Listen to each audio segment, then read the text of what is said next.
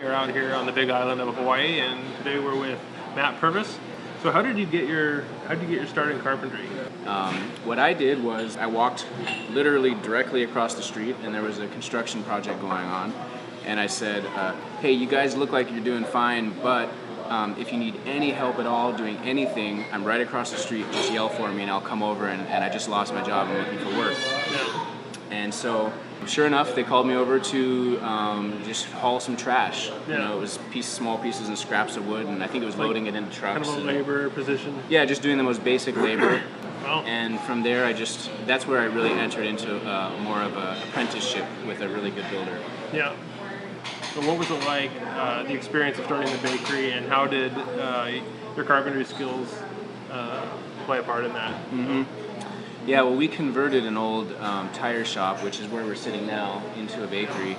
The trades skills played a huge part. In fact, we had a really hard time getting permits to change this to a restaurant. Yeah. And one of the biggest issues that he had, the person in charge of approving it, was that he thought my estimate on what it would cost me to renovate was way, way too low.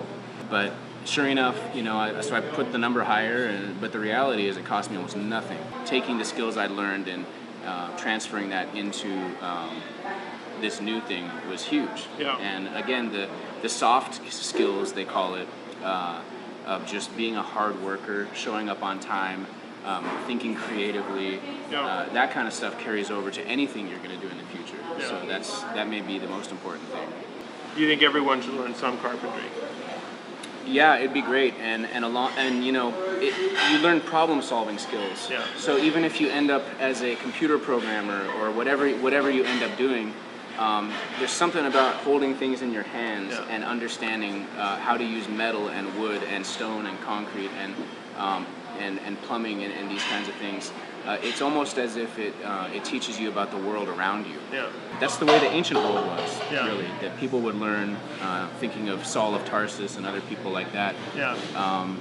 Typically, even if you were going for a higher degree, you would learn some type of trade, Yeah. because you knew you could always provide for yourself. Yeah. And it's much more than just a fallback.